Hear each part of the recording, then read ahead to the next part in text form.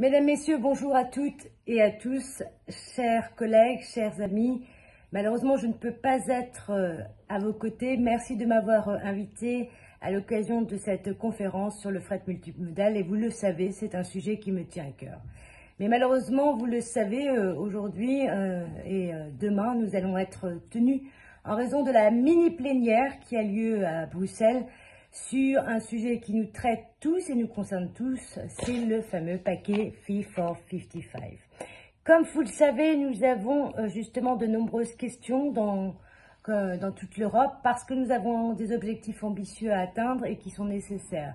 Nous devons atteindre la neutralité climatique, la neutralité carbone pour 2050, donc il est urgent d'agir dans les secteurs des transports parce que c'est le seul secteur qui ne réduit pas ses gaz à effet de serre. Au contraire, il a vu ses émissions augmenter depuis 1990 de plus de 33%.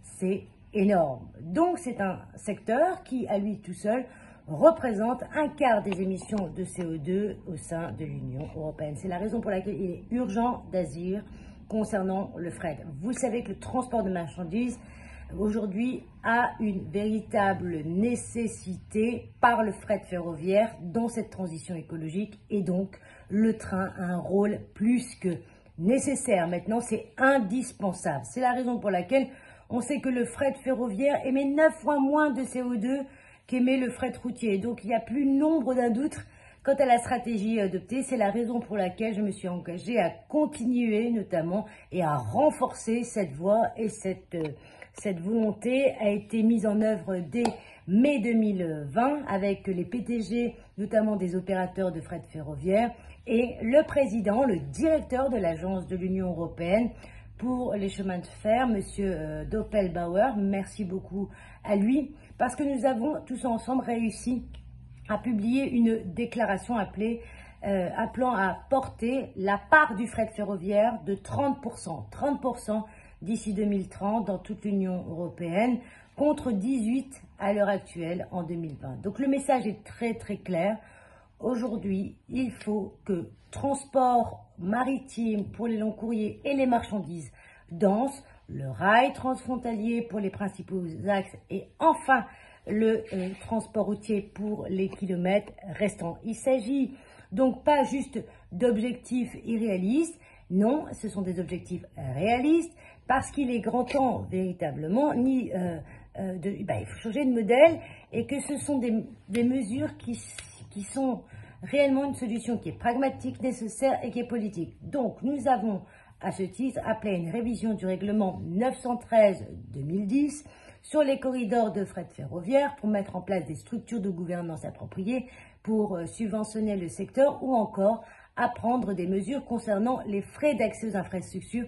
Bref, les acteurs du secteur sont prêts. Donc, il nous faut maintenant une réelle volonté politique des États membres sur ce point.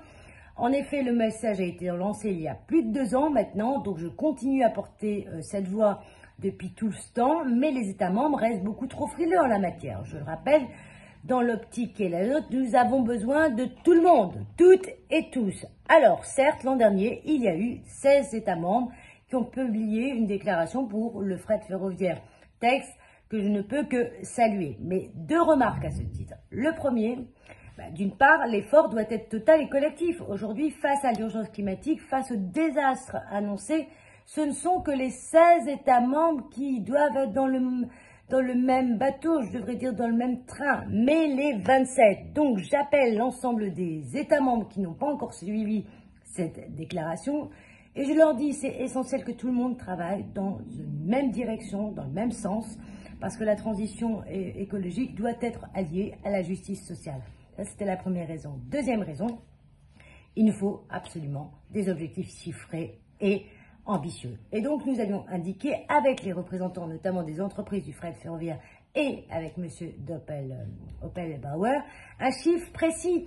Nous voulons atteindre les 30% de fret, de part modale de fret ferroviaire dans l'Union européenne pour 2030. Il est clair que nous devons toutes et tous nous accorder sur ces objectifs bien formulés en vue de mettre en œuvre les moyens adéquats. Oui, nous avons besoin d'investissements qui soient majeurs. Donc, les États membres J'attends donc des actions et des politiques de mise en œuvre, pas des paroles rapides, mais maintenant il est temps de passer aux actes parce que justement le dérèglement climatique ne nous attend pas. Ensuite, j'attends également des engagements concrets de la part de la Commission européenne, avec la révision des règles relatives aux aides d'État concernant notamment le transport ferroviaire. La part belle devra sans doute être faite au transport ferroviaire parce que c'est la seule solution viable. Et quoi qu'il arrive, les États membres pleinement, mais vraiment pleinement, doivent pleinement utiliser les flexibilités et les possibilités déjà offertes par ces règles. Donc l'interprétation de ces règles est éminemment politique et les décisions ne sont jamais aussi importantes, mais elles ne doivent pas être prises à la légère. Des projets doivent être présentés, argumentés, négociés avec l'institution. Donc voici ce que je voulais partager aujourd'hui avec vous, parce que je considère qu'aujourd'hui, pour résumer, les États membres, la Commission européenne doivent agir et nous serons là pour les accompagner. Si des propositions visent in fine à renforcer véritablement le fret ferroviaire étant présentées, vous pouvez vous assurer que je soutiendrai l'ensemble des mesures qui aillent dans le bon sens et l'ensemble des textes, je les soutiendrai sans réserve. Je voudrais vous dire à toutes et à tous, parties prenantes, acteurs, actrices, justement, membres des ONG, nous devons tous ensemble œuvrer pour s'assurer que la transition écologique soit un succès. Le temps nous est compté, je compte sur vous, vous pouvez compter sur moi. Je vous souhaite une belle journée, je vous dis à très bientôt.